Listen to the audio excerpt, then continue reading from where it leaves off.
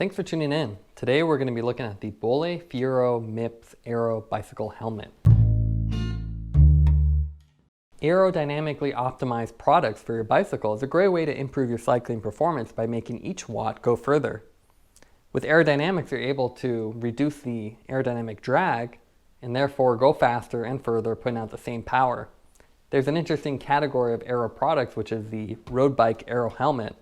This is a balance between a road bike helmet and a TT bike helmet, and it's better for mixed use. Today we're going to be looking at Bollé's aero helmet, which is the Furo MIPS. Packaging wise, pretty simple. You have black on white, nice high contrast cardboard box. Let's go ahead and take it out of the box and I'll go over the specs. Retail price on this is $229, so definitely a more premium helmet. It's equipped with a MIPS liner. Has removable aero vent covers, which is a nice feature that lets it be both a road helmet and more of a aerodynamic helmet.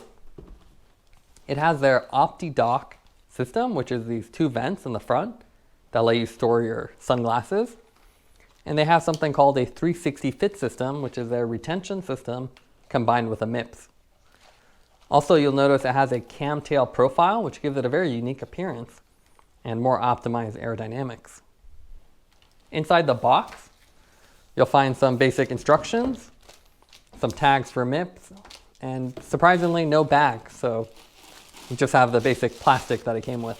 Now let's take a look at the weight of the Furo MIPS helmet. So the total helmet weight comes in at 396 grams, so fairly heavy. Now let's pop out the aero covers and see what they weigh on their own. This is a nice feature though. You get the best of both worlds. You get the extra ventilation as well as the option to go more aero. So these come in at 58 grams, so you can see with the foam padding, these have a little bit of weight to them. So now let's take a look at the fit and finish of the Furo MIPS helmet. What we have here is the matte white version. It has almost a two-tone design with the white and black accents. It looks pretty clean. They also have a black version and a special edition version currently offered. Now, starting from the front, you get a very sleek aerodynamic look, especially with the vents in here. You can see you have a NACA duct on top, which is something you see more on automotive or airplanes. You have the two side vents, which double as the OptiDock system for your sunglasses. There is no visor, but there is a little bump here for the front, on the front lip. The edges are also finished, which is something worth pointing out, especially at these higher price points. You see there's no exposed foam on here. It's all nice and covered. It gives a nice premium look. On cheaper helmets, you'll find this is often exposed.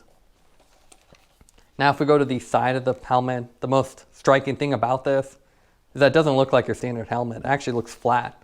So it's a very shallow design with a very flat top, and it's quite impressive that they're able to get this profile instead of the standard dome look. And you can also see the Kamm tail, which is a really blunt cutoff here. Instead of extending this out to the tip, they just simply slice it off. And again, the NACA duct here, which funnels air to the top of your head. It's almost like a roof scoop on a race car. If we go to the back, it's very aggressive. You have Furo badge on here. Again, almost like an automotive badge. And this glossy black surround. You also have these nice little accents here, little ridges that attract your eye and tie in the black here into the vent. So very aggressive design. Definitely not your standard helmet. And again, the two-tone here really works well as the black kind of conceals the bottom and then the glossy black really draws your eyes. Now if we go to the inside of the helmet, this has a MIPS liner, but at first glance it's easy to forget that it's there. There are no MIPS stickers along the liner, just the standard MIPS on the side. But you can see here, with the MIPS liner, you get the rotational force absorption. So in an accident, this will rotate a bit before it gets transferred to your head. Definitely a nice feature. Highly recommend getting any helmet. Make sure you have a secondary safety device like MIPS or some of its competitors. And again, at this high price point, you usually get really nice foam. So you can see here, this is a really nice Velcro, very plush, so you can pull this out and wash it. The fit system is also really nicely designed. It's a pretty standard dial, and you can see an attachment point here. along the sides, and then adjustability for both the cradle up and down, as well as adjustability on the standard nylon straps. Surprisingly, there's no magnetic buckle, something that's becoming more common, just a standard plastic buckle with easy adjustment points on the side. Now, one of the coolest features about this helmet is the removable aero vents. So you can see they have this really plush rubber inserts and that compress in. And once they're actually inserted, they look almost like they're integrated on here. So very nicely designed, where you don't really see a lip when they're fully inserted. And when you take them off, it gives it a different appearance, more of a road bike helmet. And you can see the extra venting here with the little ducts. Now, my only complaint about this design is that unlike Laser or other companies that have similar aero vents where you simply flip it when you don't want the venting, with this you actually have to do the conversion at home, because obviously these are fairly bulky. You're not going to put this in your jersey pocket mid-ride.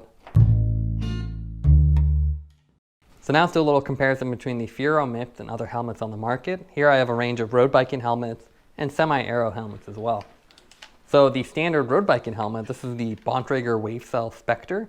You can see more dome-like. You do get the camtail design on most helmets these days, but it's a lot less aggressive. And you can see more highly vented and more of the dome design. You can also get more advanced helmets like the Smith, which provides both, not wave cell, but it has corrode as well as a MIPS liner. And then again, ventilation is key here. You can see fully open center channel, and then the structure of the corrode through the other exposed vents. And again, the profile, you have a less aggressive tail and a more rounded, but again, fairly shallow. With more premium helmets, they're a lot more shallow. Lets you run a more oversized sunglasses, and they're generally a little bit lighter too. Now we also have a new arrival here. This is the POC Ventral Spin. This is a semi-aero helmet from POC. And you can see what they've basically done is they've reduced some of the ventilation from the tops and made it more covered. Again, you get the camtail design, but less aggressive. So if you were to put these side by side, you can see the Bollé is more aggressive. And with the aero vents that can be removed, you get a little the best of both worlds.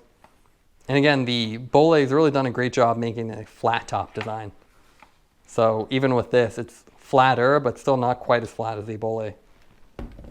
So if you're definitely looking for a helmet that doesn't look like your standard helmet and has a flexibility for aero and non-aero use, I think the Furo MIPS is definitely a good option.